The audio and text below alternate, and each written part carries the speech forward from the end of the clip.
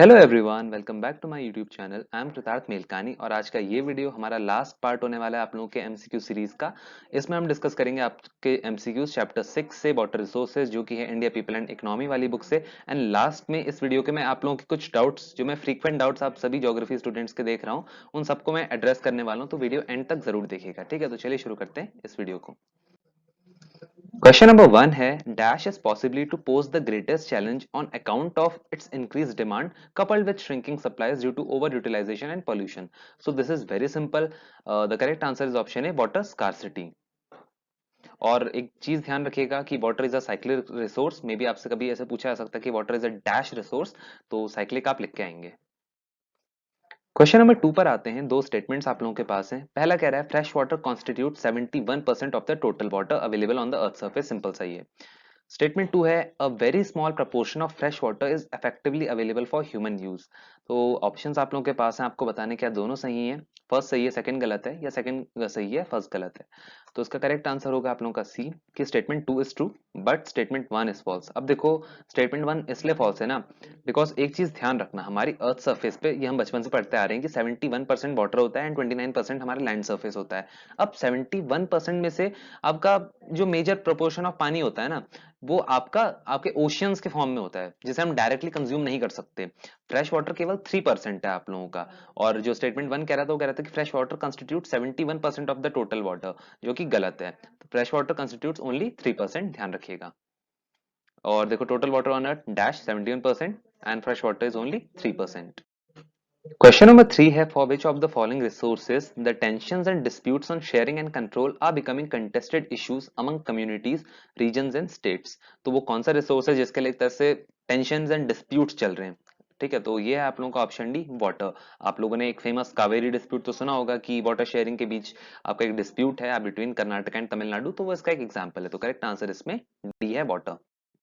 Question number 4 है, India accounts for about dash percent of the world surface area. तो India का जो area है, वो वर्ल्ड का कितना एरिया का कितना परसेंट है, आप लोगों को बताना है। वर्ल्ड का जो टोटल एरिया है, उसमें इंडिया का एरिया कितना परसेंट है। So this is your option C, 2.45%। और देखो, कुछ इंपॉर्टेंट स्टैट्स आप लोगों के लिए हैं कि India constitutes 4% of the world water resources, की वर्ल्ड के जो टोटल वाटर रिसोर्सेज हैं उसमें से 4% इंडिया के पास है, यानी हमारे पास है। And about 16% of the world population. तो 16%, अब देखो इस चीज को समझो, 16% हमारे पास वर्ल्ड पॉपुलेशन है, मतलब पूरे वर्ल्ड की जो 16% पॉपुलेशन है हमारी कंट्री में रह रही है। पर हमारे पास वर्ल्ड के केवल 4% वाटर रिसोर्सेज हैं, जिससे हमें समझ आता है कि देखो कितना गैप है, कितना बड़ा गैप है। 16% वर्ल्ड की पॉपुलेशन हमारे हैं, बट हमारे पास केवल वर्ल्ड के 4% रिसोर्सेज हैं। तो करेक्ट आंसर इसमें सी है। क्वेश्चन नंबर 5 है, the total utilisable water resource in the country is. तो कितना हम टोटल हमारी कंट्री में जो वाटर रिसोर्स है उसका यूटिलाइज कर सकते हैं, यूज में ला सकते हैं। क्या ऑप्शन है 1869 cubic kilometre, B 4000 cubic kilometre, C 1122 cubic kilometre, या डी 690 क्यूबिक किलोमीटर। तो ये है आप लोगों का ऑप्शन सी, 1122 क्यूबिक किलोमीटर। और क्यूबिक किलोमीटर आप लोगों की पानी को मेजर करने की एक यूनिट होती है, ठीक है। और एक और चीज ध्यान रखिएगा कि टोटल वाटर फ्रॉम प्रेसिपिटेशन, यानी बरसात से, बारिश से जितना भी पानी एक्यूमुलेट होता है, कलेक्ट होता है, वो है आप लोगों का 4000 cubic kilometre. We get 4000 cubic kilometre water from precipitation. And availability of from surface water and replenishable ground water, की जो सरफेस वाटर है ना, सरफेस वाटर में आप लोगों के लेक्स, पॉन्ड्स, ये सभी आते हैं, जो सरफेस ऑन सरफेस आप देख सकते हो इनको। और रेप्लेनिशेबल ग्राउंड वाटर, तो ग्राउंड वाटर और आपका सरफेस वाटर, इससे जो अवेलेबिलिटी पानी हमें मिलता है, it is 1869 cubic kilometre. Question number 6 है आप लोगों का, consider the following statements and identify the incorrect one. तो चार ऑप्शंस आप लोगों के पास हैं, इसमें से गलत स्टेटमेंट आप लोगों को आइडेंटिफाई करना है। पहला कह रहा है, river, lakes, ponds and tanks are four major sources of surface water, which is correct, we know. अब देखते हैं इसमें गलत आंसर कौन सा है। तो गलत इसमें होगा बी, क्योंकि ये कह रहा है due to topographical, hydrological and other constraints only about 690 cubic kilometre of the available ground water can be utilise. देखो, टोपोग्राफिकल, हाइड्रोलॉजिकल और दूसरे जो ये फैक्टर्स है ना, ये आपके ग्राउंड वाटर को अफेक्ट नहीं करते हैं, ये आपके सरफेस वाटर को, यानी जो आपके रिवर होती हैं, उनको अफेक्ट करते हैं। तो आप लोगों का करेक्ट स्टेटमेंट मैंने यहाँ पर लिखा है, बी गलत है, बिकॉज इसमें आप लोगों का लिखा था ग्राउंड वाटर, यहाँ पर सरफेस वाटर होना चाहिए ग्राउंड वाटर की जगह। तो correct answer will be B. Question number 7 है, the total replenishable ground water resources in the country are about dash cubic kilometre. तो कितने क्यूबिक किलोमीटर हमारी कंट्री में ग्राउंड वाटर रिसोर्सेज हैं? It is option C, 432 cubic kilometre. और जितने मैंने आपको बताया ना, सरफेस वाटर कितना है, ग्राउंड वाटर कितना है, इनको प्लीज लर्न करने का ट्राई करना, because you never know, examiner आपसे ये भी क्वेश्चन पूछ सकता है। Question number 8 है the level of groundwater utilization is high in the river basins of which of the following regions? तो is it option A northwestern region, B parts of South India, C both A and B या D northeastern states? So the correct answer is option C both A and B. Northwestern region also आपके parts of South India. Question number 9 है which of the following state utilise only a small proportion of their ground water potentials. तो दिए गए options में से वो कौन सा स्टेट है जो अपने ग्राउंड वाटर पोटेंशियल यानी उसके पास ग्राउंड वाटर है अच्छा खासा पर फिर भी काफी कम उसे यूटिलाइज करता है या यूज करता है काफी कम। Is it A Chhattisgarh, B Punjab, C Haryana या D Tamil Nadu? So it is option A Chhattisgarh. ठीक है, और देखो कुछ इंपॉर्टेंट चीज आप लोगों के लिए, states with high ground water utilisation जो बहुत ज्यादा ग्राउंड वाटर का इस्तेमाल करते हैं, they are your Punjab, Haryana, Rajasthan, Tamil Nadu. ठीक है, और states with moderate ground water utilisation जो आपके ना ज्यादा आपका यूटिलाइज करते हैं ना ज्यादा कम, मतलब मॉडरेट रेट में आपका ग्राउंड वाटर को इस्तेमाल करते हैं, वो है आपके Gujarat, Uttar Pradesh, Bihar, Tripura and Maharashtra. And states with low ground water utilisation जो बहुत कम ग्राउंड वाटर यूटिलाइज करते हैं, they are Chhattisgarh, Odisha and Kerala. Ninth का करेक्ट आंसर ये छत्तीसगढ़ होगा। कमिंग टू क्वेश्चन नंबर 10, तो इसमें असर्शन रीजन बेस्ड क्वेश्चन है। तो असर्शन सिंपल दो स्टेटमेंट आप लोगों के पास है। पहला कह रहा है there are number of lagoons and lakes in India. और देखो लगून्स क्या होते हैं, तो मैंने इसका एक्सप्लेनेशन चैप्टर एक्सप्लेनेशन में इसको बताया था, नीचे मैं लिंक प्रोवाइड कर दूंगा, आप वहां जाके देख सकते हो अगर आप लोगों को क्लियर नहीं है तो। असर्शन था there are number of lagoons and lakes in India. Reason इसका दिया है India has a vast coast line and the coast is very indented. अब देखो इंडेंटेड कोस्ट क्या होता है ना, लाइक इंडिया की आपने कोस्ट लाइन देखी हो तो एक सीधी आपको कोई प्लेन लाइन नहीं मिलेगी, थोड़ा बहुत एक जिगजैग काइंड ऑफ है, तो इंडेंटेड कोस्ट उसी को कहते हैं कि थोड़ा जिगजैग सा है, थोड़ा इरेगुलर शेप आप इसको कह सकते हो। ठीक है, in some state due to this lagoons and lakes have form. तो ये रीजन आपको कह रहा है कि इंडिया की वास्ट कोस्ट लाइन और इंडेंटेड कोस्ट के कारण लगून्स बने हैं। तो आपको बताना है क्या करेक्ट होगा। The correct answer will be option A कि दोनों असर्शन रीजन सही है and reason correctly explains your assertion. क्योंकि रीजन कह रहा था India has a vast coast line and the coast is very indented, उसी के कारण आपके there are number of lagoons and lakes in India. और एक और चीज जो इन लगून्स के बारे में है कि वाटर इज जनरली ब्रैकिश यानी जिसे हम सॉल्टी कहते हैं in these water bodies. It is use for fishing, और ये अभी हम बात करें लगून्स की, ठीक है, it is use for fishing and irrigating certain variety of paddy crops and coconut. Question number 11 है consider the following statements and choose the correct option from the given alternatives. So देखो पहला आप लोगों का है development of irrigation to increase agriculture production has been assigned a very high priority in the 5 year plans. तो जो हमारे 5 year plans थे उसमें इरिगेशन को बहुत प्रायोरिटाइज किया गया है कि इरिगेशन को डेवलप करना है हमें to increase agriculture production. Second statement है India traditionally an agrarian economy with 2/3 population dependent on agriculture. Now we have options. So इसमें करेक्ट आंसर आप लोगों का होगा ऑप्शन डी। आई होप अब तक आप लोग चैट बॉक्स में आंसर दे चुके हो कि प्रीमियर चल रहा है। आंसर देने का देखो ट्राई सभी लोग करो। मैं आप लोगों को देखता हूँ कि बहुत सारे लोग आप में से ज्वाइन करते हो बट यू आर लाइक देख ही लेते हैं। देखो ऐसा मत करो, भले ही गलत गलत भी होता है ना आंसर, फिर भी ट्राई टू अटेम्प्ट। ठीक है, इससे आप लोगों को प्रैक्टिस होगी। तो करेक्ट आंसर इसमें डी है कि both statements are correct and statement 2 correctly explains the statement 1।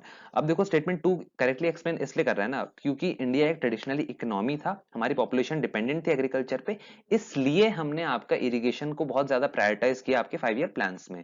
Correct answer इसका डी होगा। क्वेश्चन नंबर 12 है India's water demand at present is dominated by. तो इंडिया की जो अभी प्रेजेंट की वाटर डिमांड है उसे कौन डोमिनेट करता है, कौन सी वो चीज है जो सबसे ज्यादा इंडिया में वाटर डिमांड करती है? Is it option A industries, irrigational needs, C domestic needs या D both A and C? तो इसका करेक्ट आंसर आप लोगों का होगा इरिगेशनल नीड्स। और let me tell you some more important things कि एग्रीकल्चर सेक्टर, अब देखो एग्रीकल्चर सेक्टर ना जो अभी हमने बात करी कि इंडिया की वाटर डिमांड आपका इरिगेशनल नीड्स आपकी सबसे ज्यादा डोमिनेट करती है, मतलब agriculture sector kind of.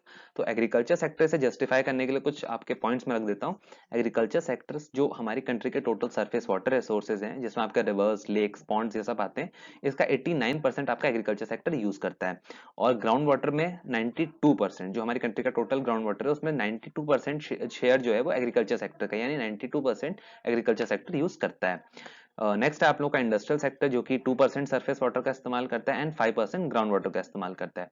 Domestic sector जो आप लोगों के घरों में पानी आता है वो सरफेस वाटर का 9% यूज करता है एंड ग्राउंड वाटर का 3%। तो देखो यार ये जो अभी मैंने आप लोगों को दिया है ना कि एग्रीकल्चर 89%, ये एक पाई चार्ट आप लोगों का बना होता था लास्ट ईयर एनसीईआरटी तक, और आप लोग में किसी के पास ओल्ड एडिशन है तो उसके में बना भी होगा पाई चार्ट, तो उससे मैंने इन्फॉर्मेशन ली है। अब ये नई एनसीईआरटी में है नहीं बट फिर भी आप लोगों को पता होना चाहिए, इसलिए मैंने यहाँ पर ले आया। ऐसे आंसर 20 में करेक्ट होगा।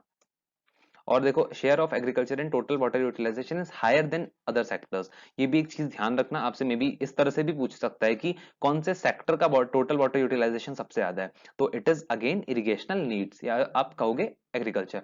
दो ऑप्शन आपके पास हो सकते हैं, इरिगेशनल नीड्स बोलेगा या फिर आपसे एग्रीकल्चर बोलेगा, दोनों का मतलब एक ही है। Question number 13 है the share of which of the following sectors are likely to increase in the total water utilization in future। तो फ्यूचर में देखो, अभी तो आप लोगों का एग्रीकल्चर सेक्टर डोमिनेट कर रहा है आपकी टोटल वाटर यूटिलाइजेशन को, पर फ्यूचर में किन सेक्टर्स का हमें एक्सपेक्टेड है, ऐसा लगता है हमें, मतलब ऐसा माना जाता है कि ये सेक्टर्स अपना टोटल वाटर यूटिलाइजेशन का बढ़ेगा। तो ये है आप लोगों का option D both B and C, यानी आप लोगों का industrial sector and domestic sector, और ऐसा इसलिए होगा due to development. Question number 14 है which of the following areas of a country are deficient in rainfall and drought prone। तो वो कौन से एरियाज है हमारी कंट्री के जहां बारिश नहीं होती है और they are drought prone. Deficient in rainfall मतलब बारिश नहीं होती है। तो इसका करेक्ट आंसर आप लोगों का होगा बी डेक्कन प्लेट्यू। आपने अगर कुछ साल पहले लातूर नाम की एक जगह सुनी हो जहां वाटर ट्रेन भी गई थी, बहुत बड़ा आपका ड्राउट पड़ा था, तो इसमें correct answer B Deccan plateau होगा। मतलब आप अक्सर वहां के विलेजेस का सुनोगे कि वहां ड्राउट पड़ गया, ये सब आप न्यूज में देखते रहते हो, तो करेक्ट आंसर इसमें बी डेक्कन प्लेट्यू होगा। And also north western India. तो देखो हो सकता है ना यहाँ पर आप लोगों को डेक्कन प्लेट्यू ना देकर नॉर्थ वेस्टर्न इंडिया दे देता एग्जाम में। तो आप लोग को ध्यान रखना है कि दो रीजन्स हमारी कंट्री के जो आपकी बुक में मेंशन्ड है which are deficient in rainfall and drought prone, they are आपका नॉर्थ वेस्टर्न इंडिया एंड आपका डेक्कन प्लेट्यू। क्वेश्चन नंबर 15 है irrigation is needed because of. तो देखो इस क्वेश्चन में आप लोगों को बताना है इरिगेशन क्यों जरूरत पड़ती है, वो क्या कारण है जिसके कारण we need irrigation because of dash in rainfall. तो क्या होगा, option A delay, B variability, C spatio temporal variability, या डी डेफिशिएंसी।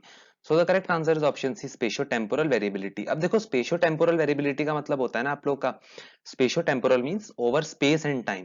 कई बार ऐसा होता है कि किसी रीजन में, पर्टिकुलर रीजन यानी स्पेस, मतलब किसी रीजन में ऐसा होता है कि बारिश होती है, कई बार दूसरे रीजन में बारिश नहीं होती है। और टाइम टेम्पोरल भी मतलब ओवर टाइम, कि कभी मानसून जल्दी आ जाता है, कभी मानसून देर से आता है। तो जो स्पेशियल एंड टेम्पोरल यानी स्पेस और टाइम की रीजन वाइज और आपकी जो टाइम वाइज रेनफॉल में एक तरह से वेरिएबिलिटी होती है ना, कि कई बार किसी रीजन में हो रही होती है, कई बार किसी रीजन में जल्दी हो जाती है, कहीं कभी देर से मानसून आता है, तो इसलिए वी नीड इरिगेशन। तो करेक्ट आंसर सी होगा। क्वेश्चन नंबर 16 है in which of the following states breaks in monsoon और its failure create dry spells which are detrimental for agriculture. Is it A Punjab, B West Bengal, C Bihar, या D both B and C. The correct answer is option D both B and C, यानी West Bengal और बिहार में ऐसा होता है। Question number 17 है water requirement of which of the following crops is very high and can be met only through irrigation. तो देखो बहुत सिंपल क्वेश्चन है, बहुत चूरन क्वेश्चन जैसे हम कहते हैं।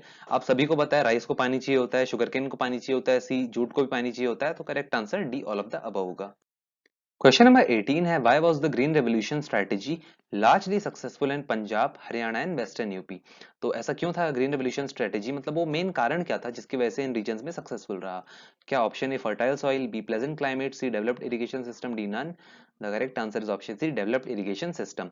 और एक और चीज ध्यान रखिएगा, ऐसा इसलिए because high yield variety crops require regular moisture supply, मतलब रेगुलर में पानी की जरूरत पड़ती है, इसलिए इरिगेशन नेसेसरी है। और irrigated lands have higher agriculture yield than unirrigated land. जिसमें इरिगेशन होगी उस लैंड में, उसमें आप लोगों की प्रोडक्टिविटी बहुत ज्यादा होगी, मतलब बहुत अच्छा क्रॉप प्रोडक्शन होगा। क्वेश्चन नंबर 19 है which of the following is not true about demand of water for irrigation. तो दिए गए ऑप्शन में से वो कौन सा स्टेटमेंट सही नहीं है आप लोगों को बताना है। तो इसमें करेक्ट आंसर है हमारा ऑप्शन सी, जो कि कह रहा है the over use of ground water resources has led to increase in ground water table in these states. और दीज स्टेट्स यहाँ पर Punjab, Haryana and western UP को रेफर करता है। तो देखो इसमें एक और चीज ध्यान रखना, सी की जगह आप लोगों का जो करेक्ट स्टेटमेंट यहाँ पर होना चाहिए था, ऑल्दो हमें आइडेंटिफाई करना था इस क्वेश्चन में आपका incorrect statement, but the correct statement आपका should be the over use of ground water resources has led to decline in ground water table in the states. तो कॉमन सेंस की बात है कि अगर ग्राउंड वाटर रिसोर्सेज का over use होगा तो उससे इंक्रीज नहीं आएगा ना ग्राउंड वाटर टेबल में, डिक्रीज ही आएगा, डिक्लाइन ही आएगा। तो करेक्ट आंसर सी है। क्वेश्चन नंबर 20 है dash has led to increase in concentration of arsenic in parts of West Bengal and Bihar. तो इस वीडियो में कुछ क्वेश्चंस मैंने ऐसे रखे हैं जिसमें मैंने ऑप्शन नहीं दिए हैं। आपको ये टेस्ट करने क्या बिना ऑप्शन के आप आंसर दे सकते हो, अगर बिना ऑप्शन के आप आंसर दे सकते हो ना, तो आपका चैप्टर बहुत अच्छे से प्रिपेयर हो चुका है। ये एक सिंपल सी बात है। तो करेक्ट आंसर इसमें होगा आपका over use of ground water resources. Over use of ground water resources जो हुआ है आप लोगों का वेस्ट बंगाल एंड बिहार में, उससे आर्सेनिक का कंसेंट्रेशन आपके ग्राउंड वाटर में बढ़ गया है, मतलब ग्राउंड वाटर टेबल में आप कह सकते हो। क्वेश्चन नंबर 21 है dash in Punjab, Haryana and western UP is increasing salinity in the soil and depletion of ground water irrigation. तो ये है आप लोगों का, जल्दी आप आंसर दीजिए कमेंट चैट बॉक्स में। The correct answer is intensive irrigation. मतलब इंटेंसिव इरिगेशन का मतलब होता है बहुत ज्यादा इरिगेशन, ठीक है। क्वेश्चन नंबर 22 पर आते हैं। Which of the following is the main reason for dwindling of per capita availability of water. Per capita availability of water का मतलब per person availability of water. So इसका मेन रीजन है आप लोगों का ऑप्शन डी, इंक्रीजिंग पॉपुलेशन। जो मतलब बहुत सारे लोग बढ़ रहे हैं बट वाटर रिसोर्स लिमिटेड है, तो वाटर रिसोर्स पे प्रेशर पड़ रहा है, इसीलिए per capita availability, per person availability of water कम हो रही है। क्वेश्चन नंबर 23 है वाटर क्वालिटी रेफर्स टू। तो वाटर क्वालिटी का मतलब क्या होता है? ऑप्शन है source from which water is utilized, B purity of water, C quality water from RO reverse osmosis and Aquaguards, या D water with unwanted substances. So this is option B, purity of water. ध्यान रखिएगा, water quality का एक और आप लोगों का मतलब आप समझ सकते हो कि water without unwanted foreign substances, या आप लोगों का प्योरिटी ऑफ वाटर, सिंपल सा। नंबर 24 है the two highly polluted rivers in India are. तो जल्दी आप लोग आंसर दीजिए, इसका क्या होगा? Option A Ganga and Yamuna है, बी कृष्णा एंड कावेरी है, सी ब्रह्मपुत्र एंड गोदावरी है, डी नर्मदा एंड तापी है। Let's see, the correct answer is option A, Ganga and Yamuna. Question number 25 है why do we need to conserve water. तो वाटर को हमें कंजर्व करने की जरूरत क्यों है? ऑप्शन है declining availability of water, B increasing demand for fresh water, C water availability from sea and ocean is negligible, D all of these. So correct answer is आपका डी ऑल ऑफ दीज। अब देखो, जो option C है ना, water availability from sea and ocean is negligible, वो इसलिए because आपके जो वाटर एंड जो आपका सी एंड ओशन में होता है वो बहुत सेलाइन होता है, सॉल्टी होता है।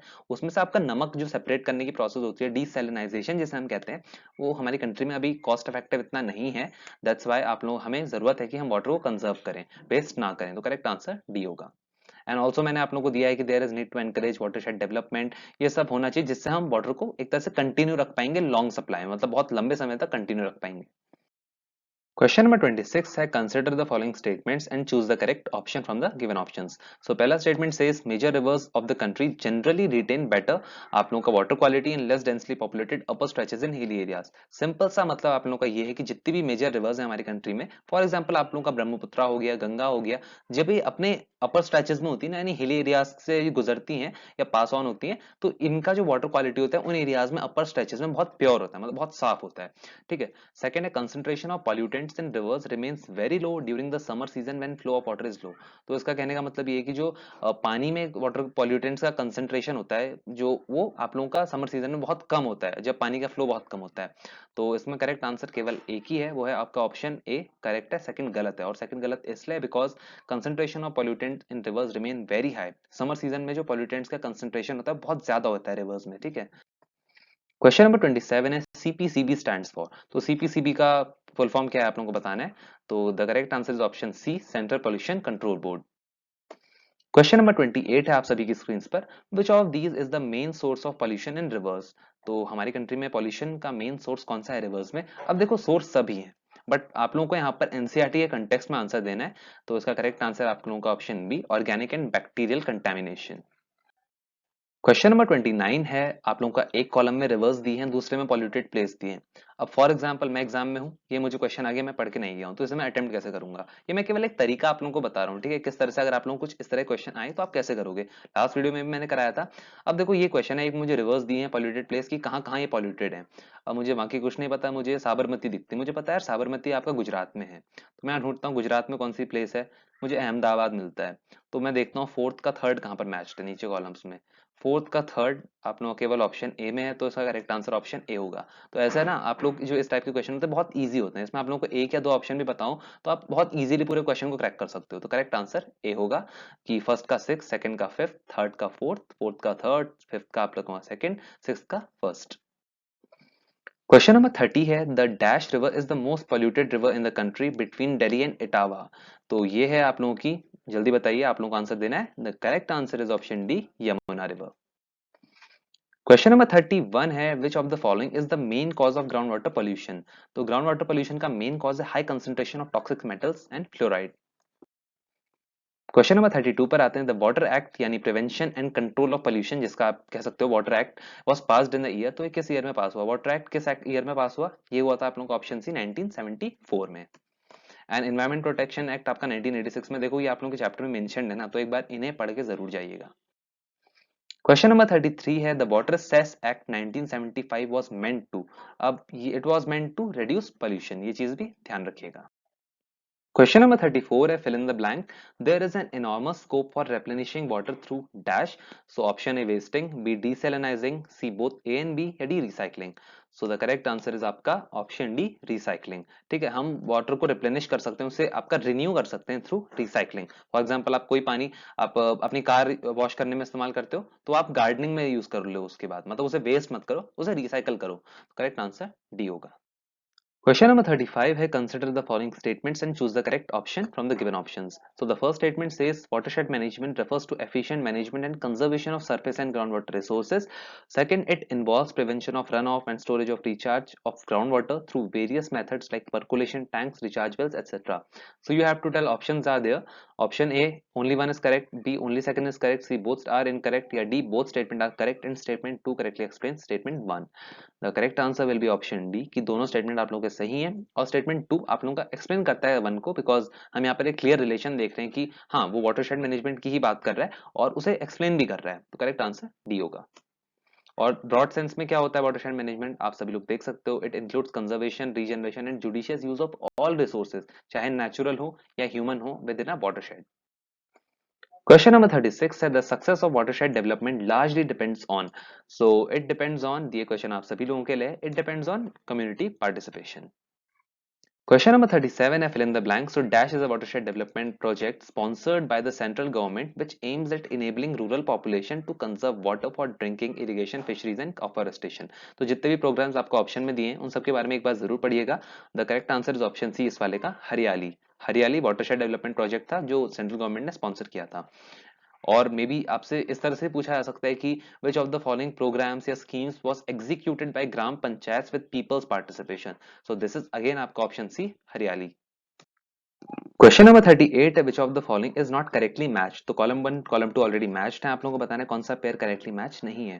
तो उसका करेक्ट आंसर होगा ऑप्शन बी जो कह रहा है नीरू मीरू. उत्तराखंड कह रहा है बट देखो ध्यान रखना नीरू मीरू आपका आंध्र प्रदेश में स्टार्ट हुआ था एंड आपका अरवारी पानी संसद राजस्थान से ही है. हरियाली वाटरशेड डेवलपमेंट प्रोजेक्ट था, you know this thing. And dug out ponds को हम जोहाट्स कहते हैं. और E state to make water harvesting structures in the houses compulsory, it is Tamil Nadu. May be आपसे अलग क्वेश्चन करके पूछ ले कि which of the following is the state to make water harvesting structure in the houses compulsory, तो ध्यान रखिएगा it is Tamil Nadu. तो इस क्वेश्चन का आंसर आप लोगों का था बी. क्वेश्चन नंबर 39 है consider the following features and choose the correct title after associating them. So the आप लोगों के चार स्टेटमेंट हैं. पहला पढ़ते हैं. It is a method to capture and store rain water for various uses. ठीक है, it is a low cost and eco friendly technique. तो ये होगी आप लोगों की option D, rain water harvesting. And rain water harvesting also decreases the community dependence on ground water for domestic use. कि अगर हम बारिश का पानी आप लोगों का एक तरह से इकट्ठा करके रखें, उसे यूज करें, उसे यूटिलाइज करें, उससे ग्राउंड वाटर सोर्सेज पे भी जो प्रेशर है ना वो भी कहीं ना कहीं कम होगा. Question number 40. Which of the following is और are methods of rain water harvesting. तो दिए गए ऑप्शन में से कौन से रेन वाटर हार्वेस्टिंग के मेथड्स हैं. तो देखो ये बहुत सिंपल क्वेश्चन है एंड आई डोंट कंसिडर कि ये आएगा आप लोगों का, इसीलिए मैंने इसमें ऑप्शन ई भी दिया है जो कहता है ऑल ऑफ द अबव. तो ये सभी आप लोगों के रेन वाटर हार्वेस्टिंग के मेथड्स हैं. अब जो हार्वेस्टिंग थ्रू लेक्स है ना, देखो इसे एरिस मेथड कहते हैं. रेन वाटर हार्वेस्टिंग में आप लोगों का आता है कि एरिस मेथड, ये साउथ इंडियन स्टेट्स में आप लोगों का इस्तेमाल किया गया. हार्वेस्टिंग थ्रू लेक्स इसे हम एरिस कहते हैं. ठीक है, ERIS. तो करेक्ट आंसर इसमें ई है. सभी आप लोगों के मेथड्स हैं of rain water harvesting. Question number 41 है which of the following is not an example of multipurpose project. तो मल्टीपर्पस प्रोजेक्ट का एग्जांपल कौन सा नहीं है आप लोगों को बताना है. तो देखो इसका करेक्ट आंसर होगा ऑप्शन डी, नर्मदा बचाओ आंदोलन. बाकी सारे आप लोगों के मल्टीपर्पस प्रोजेक्ट के एग्जांपल्स हैं. Question number 42, Ralegan Siddhi is an example of watershed development in which Indian state. तो रेलेगां सिद्धि देखो आपकी बुक में ये दिया हुआ है केस स्टडी रेलेगां सिद्धि का, एक बार जरूर पढ़ के जाइएगा, मैं आप सभी से कहूंगा. तो ये आप लोगों की वाटरशेड डेवलपमेंट का एग्जांपल है किस इंडियन स्टेट में. ये है आप लोगों का option C, Maharashtra. Question number 43 है which of the following is not true about India's national water policy 2002. तो कौन सा सही नहीं है, ये चीज ध्यान रखना. ठीक है, सही नहीं है आपसे पूछा है इंडिया की नेशनल वाटर पॉलिसी 2002 के बारे में. तो जो सही नहीं है वो है आप लोगों का ऑप्शन बी जो कह रहा है it is design to provide livelihood and food security through water security. ऐसा नहीं है. देखो आप लोगों का जो ये वाला बी स्टेटमेंट दिया है ना, ये आप लोगों को जल क्रांति से लिया गया है. तो इस ये नेशनल वाटर पॉलिसी में नहीं था. ठीक है, बाकी सारे ही आप लोगों के करेक्ट हैं. Question number 44 है which program has been launched by government to ensure water security through per capita availability of water in the country. तो is it A NMCG National Mission for Clean Ganga, B National Water Policy, C Mission Water Conservation या D जल क्रांति अभियान. तो ये बहुत simple है, option D जल क्रांति अभियान. और डेट ध्यान रखिएगा 2015-16 मतलब year. Question number 45 at the objective of Jal Kranti Abhiyan is achieved through your options are A using traditional know-how, B adopting modern technology, C mixing modern technology with traditional knowledge, या D outsource to some other organization.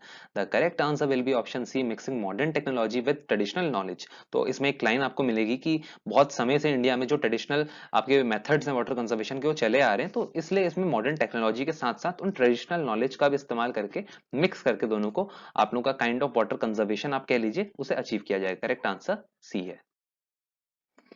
Question number 46 present day world is experiencing acute water paucity या shortage आप जिसे कह सकते हो due to, तो this is आपका ये आपकी केस स्टडी या जल क्रांति अभियान जिसे कहें उसमें दिया हुआ है ऑप्शन ए क्लाइमेट चेंज। और ध्यान रखिएगा एनसीईआरटी के आपके जो भी चैप्टर सिलेबस में आ रहे हैं ना उनमें से कोई भी बॉक्स में जो इन्फॉर्मेशन दी है उसे मत छोड़िएगा। Question number 47 is the main aim of the Jal Kranti Abhiyan is to ensure water security through the correct answer is option C per capita availability of water, सभी लोगों के पास पानी अवेलेबल हो। Question number 48 which of the following program is launched by the present union government for the cleaning of river Ganga। अब देखो I know ये आप लोगों का ये चैप्टर 12 का पार्ट है एनएमसीजी जो national mission for cleaning Ganga Namami Gange जिसे आप लोग कहते हो, बट मैं सिंपल इससे यही चीज आपका इन्फ्लुएंस निकाल पाया हूँ या कंक्लूजन निकाल पाया हूँ वो ये है कि जो ज्योग्राफी का आप लोगों का सैंपल पेपर बना है जितना ही पेपर बना है ना उसमें आपका पिछले साल के जो सैंपल पेपर उससे कॉपी पेस्ट ज्यादा किया है। आप बहुत सारे क्वेश्चन देखोगे वही के वही उठा के दे दिए आप लोगों को, तो ये शायद एग्जामिनर ने ध्यान नहीं दिया सैंपल पेपर बनाते वक्त कि ये आप लोगों के मतलब इन यूनिट्स में है नहीं, बट फिर भी एक इजी क्वेश्चन है तो मैं इसमें ज्यादा कहूंगा नहीं कि यार गलत किया एग्जामिनर ने। It is option B Namami Gange, या आपका नमामि गंगे की जगह national mission for clean Ganga भी आता है एनएमसीजी तो वो भी करेक्ट होता, तो बी नमामि गंगे करेक्ट होगा। क्वेश्चन नंबर 49 है which of the following river has the highest total replenishable ground water resources. तो देखो एनसीईआरटी का जो लेटेस्ट एडिशन है ना जो अभी चल रहा है 21-22 उसमें आप लोग की एक टेबल हुआ करती थी हमारे टाइम पे जब हम क्लास 12 में थे, वो आप लोगों के कोर्स से हट चुकी है, आप लोगों के टेक्स्ट से हट चुकी है एनसीईआरटी से।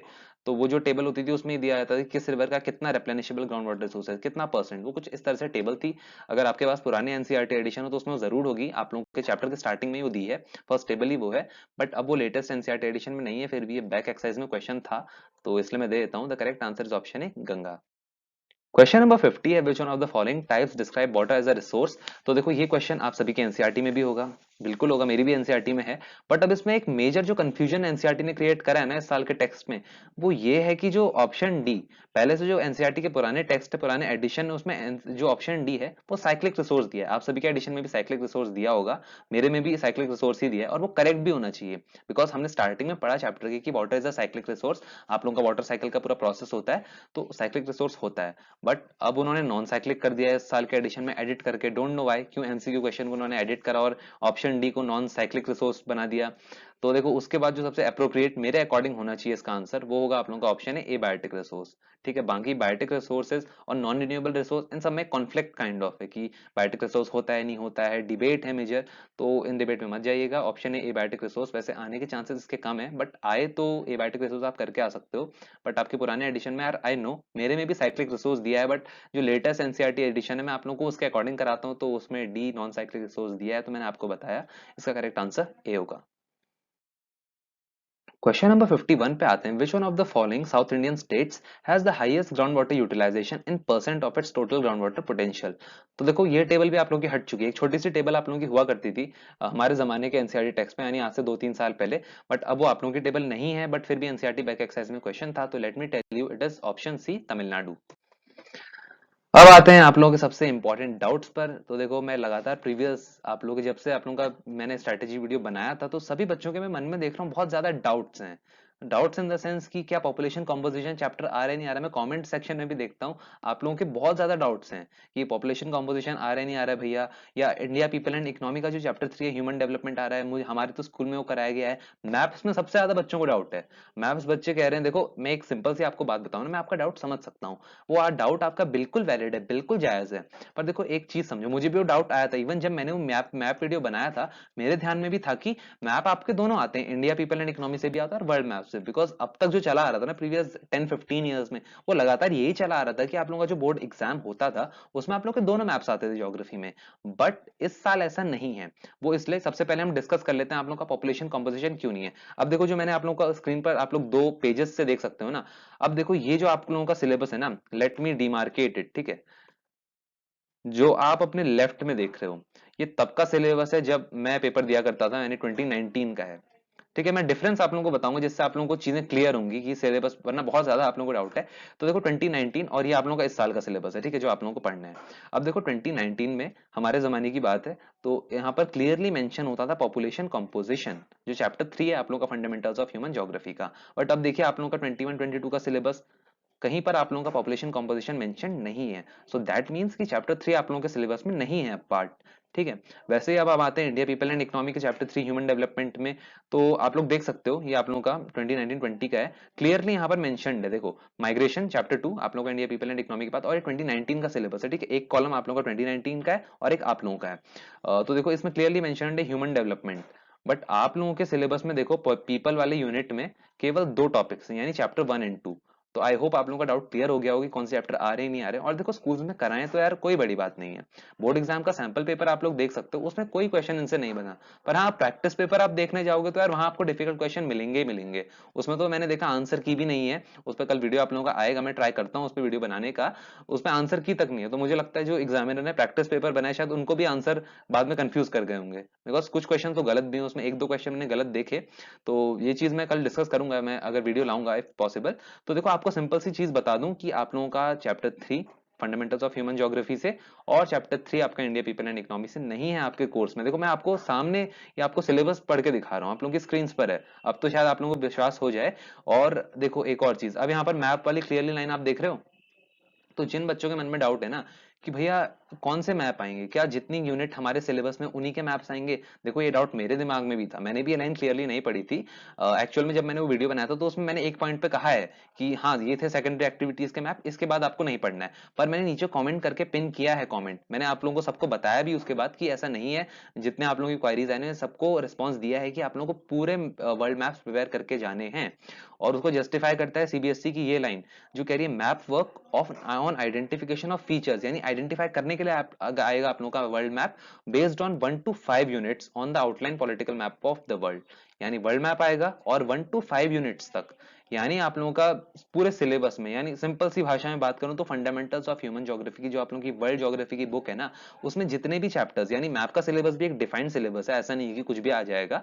आप लोगों को मैंने उसका वीडियो बनाया है प्रॉपर, उसमें जितने मैप्स मैंने करवाए हैं वो सबको प्रैक्टिस करके जाइएगा। देखो मैं यहाँ पर टाइम इसीलिए ले रहा हूँ ताकि आप लोगों को एक क्लियर कट आप लोगों का दिमाग में ये, मतलब बहुत सारे बच्चों के मन में डर भी है कि चैप्टर 3 हमने प्रिपेयर नहीं किया है, क्या एग्जाम में आ गया तो क्या होगा। देखो सीबीएसई के सिलेबस में तो नहीं है, अब एग्जाम में आता है, चांसेस बिल्कुल नहीं है, बट आता है तो कर भी क्या सकते हैं।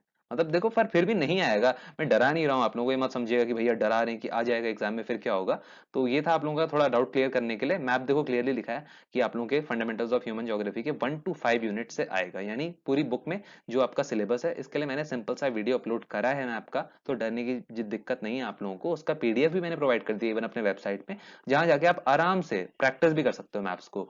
सो ये थे हमारे, आप लोगों के जो डाउट्स रहते हैं उनको क्लियर करना भी बहुत इंपॉर्टेंट था, बिकॉज पढ़ाई तो बाद में होते रहेगी इन द सेंस कि आप लोगों के पहले मन में जो डाउट्स आते हैं ना आपको पढ़ने भी नहीं देते हैं, ये मैं अच्छे से जानता हूँ।